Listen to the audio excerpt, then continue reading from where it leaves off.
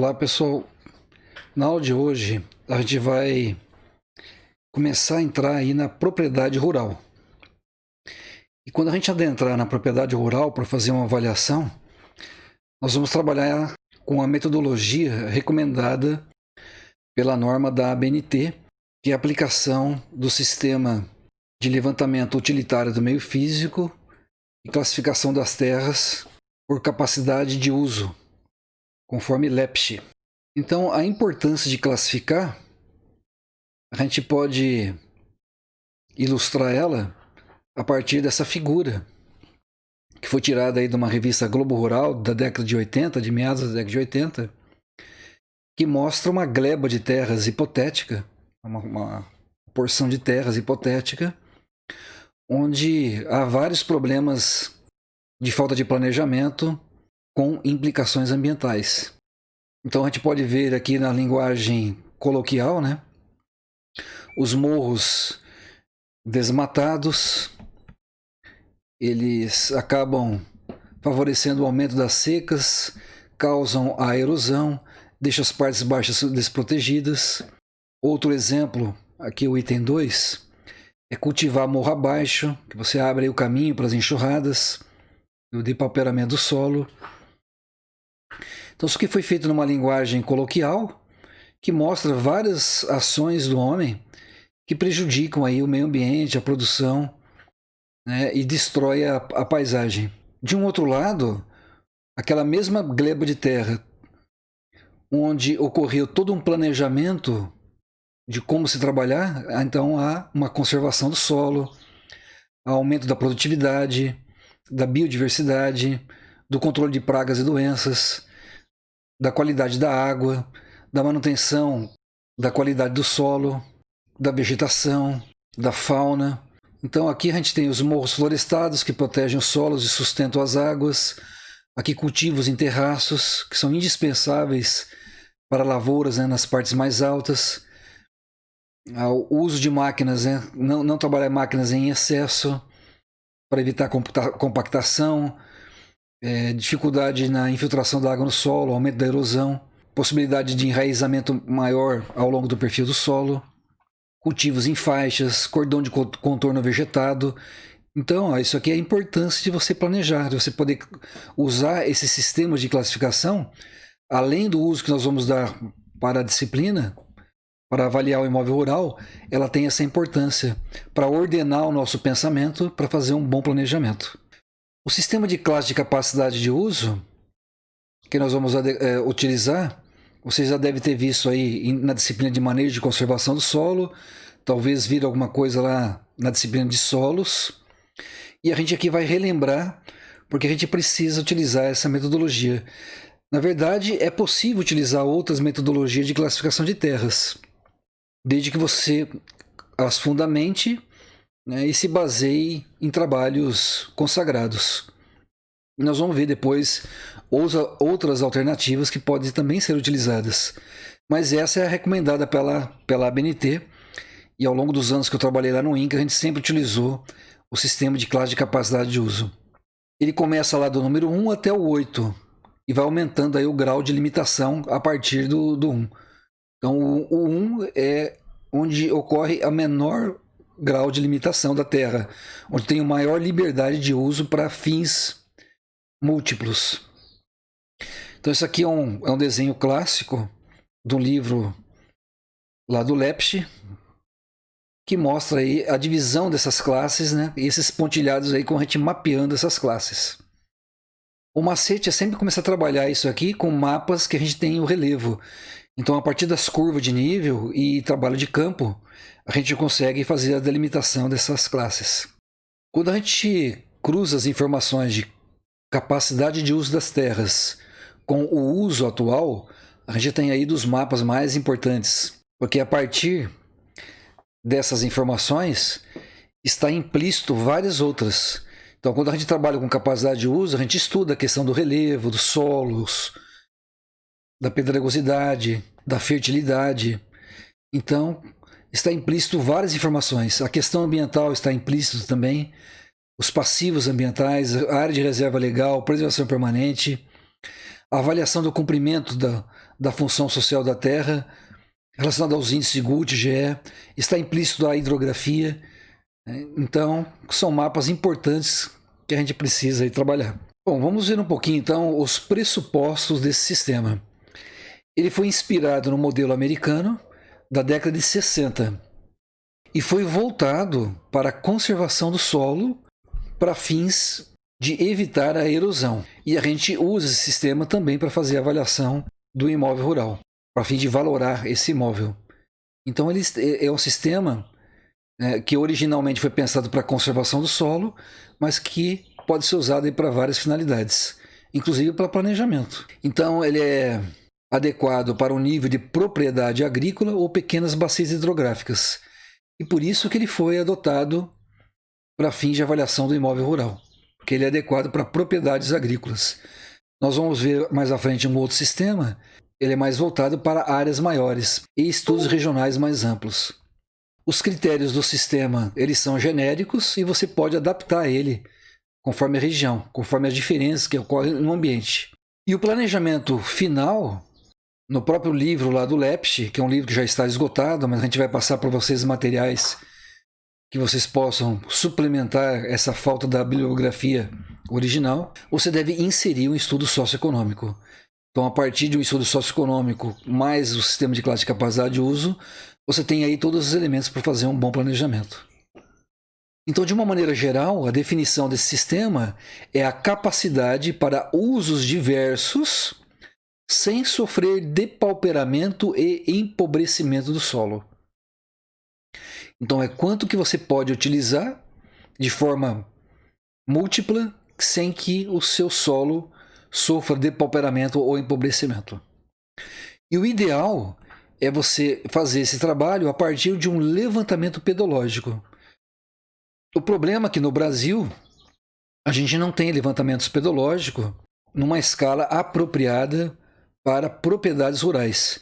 Os levantamentos pedológicos da Embrapa, eles existem, mas são apresentados em escalas mais reduzidas. Por exemplo, no estado do Paraná, o mapa dos solos foi feito na escala 1 para 600 mil. E aqui em Santa Catarina é 1 para 250 mil. Então é uma escala bastante reduzida. Algumas regiões existem mapeamento com uma escala mais ampla, mas não é muito comum. Então nós vamos apresentar para vocês aí uma metodologia usando morfopedologia e pedocomparador que possa aí substituir aí com uma boa qualidade, né? Não vai substituir plenamente aí o levantamento pedológico, que são levantamentos mais detalhados e precisos, que envolvem vários tipos de análises complexas para chegar em todo o seu nível de detalhamento, mas a gente vai apresentar aí uma proposta metodológica que possa aí substituir com uma boa qualidade a ausência de um levantamento pedológico. Então a ideia está relacionada com a intensidade de uso. É quanto mais eu possa utilizar sem que sofra o depauperamento. E supõe-se, então, é um pressuposto do sistema, um nível de manejo moderadamente alto, dentro das possibilidades dos agricultores mais capitalizados e esclarecidos. Então aí é um pressuposto do sistema.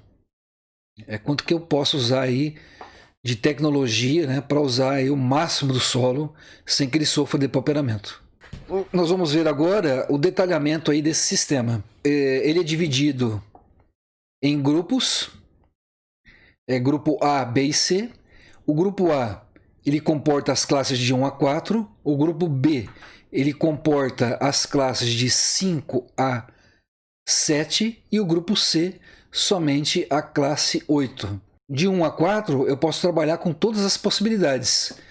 Culturas anuais, perenes, pastagens, reflorestamento e até deixar aí para o abrigo da vida silvestre. Então ele abriga todas as possibilidades. A diferença é que ele vai aumentando o grau de limitação. Quer dizer, eu consigo utilizar até a classe 4 com todas essas possibilidades, mas com mais restrições. Com a classe 1 eu consigo usar todas essas possibilidades sem restrições. O grupo B, ele já é impróprio para cultivos intensivos. Então ele abriga as classes de 5 a 7. Isso pode ser utilizado aí como pastagem ou reflorestamento e abrigo da vida silvestre. Então já é uma restrição maior. Então vai de pastagem a reflorestamento ou abrigo da vida silvestre.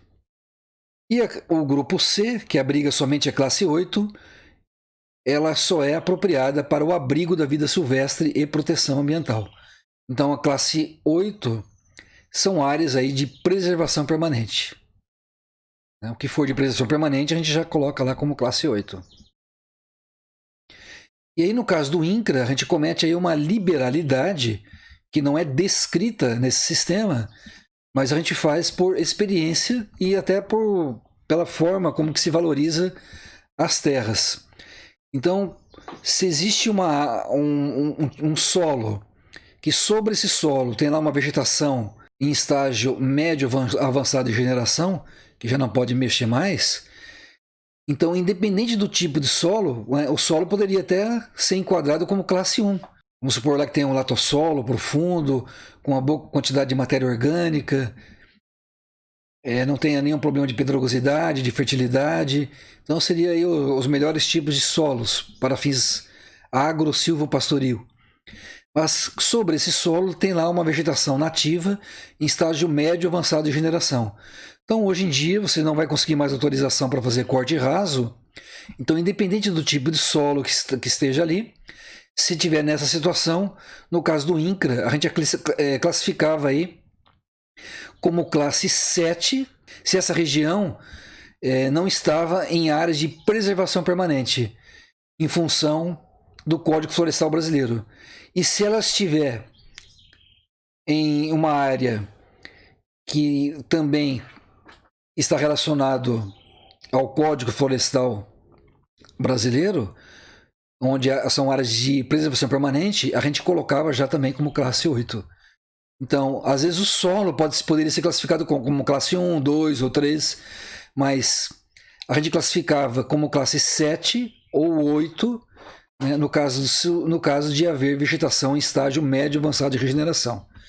Classe 7, se essas áreas estiverem numa área que não é de preservação permanente por declividade ou por estar em torno de rios ou nascentes, e se estiver nessas áreas, aí é classe 8, independente do tipo de solo. Então vamos ver aqui uma definição mais geral, depois a gente vamos apresentar para vocês, onde vocês podem ter uma definição bem mais completa dessas classes de capacidade de uso. Então, a classe 1, representada aí pela cor verde claro, são para áreas cultiváveis sem problemas especiais de conservação. A classe 2, você já tem aí problemas simples de conservação. A 3, problemas complexos. E a classe 4, sérios problemas de conservação. Então você pode cultivar, né, nesse caso da classe 4, ocasionalmente, e você vai ter problemas sérios para conservar o solo, né, trabalhando com culturas. Depois a gente vai ver aí de uma outra forma de classificar, né, o detalhamento dessas classes. Aqui é uma definição mais simples e geral. E aqui estão as cores, né, indicadas aí para você representar ela num mapeamento. A classe 5 até a classe 7 pode ser usado com pastagem e reflorestamento. A diferença é que a classe 5 pode usar pastagem e reflorestamento sem problemas complexos de conservação. A 6 eu vou ter problemas simples de conservação. E a 7, trabalhando com pastagem ou reflorestamento, eu vou ter problema complexo de conservação. E a classe 8 é imprópria para cultura, pastagem ou reflorestamento. Então aqui tem que ser colocado o abrigo da fauna e da flora. Lembrando lá daquela liberalidade que a gente adota no caso de áreas que tenha floresta em estágio médio avançado de regeneração. E você também tem para aquelas classes subclasses representadas por letrinhas que você pode pôr junto com essas classes aqui. Então, junto com a classe 5, você pode colocar lá uma letrinha junto dela. Junto lá com a classe 1, 2 ou 3, você pode pôr lá uma letrinha. Essa letra são 4 possibilidades que são limitações diversas. Então, o E está relacionado aí a limitações por erosão, presente ou risco de erosão.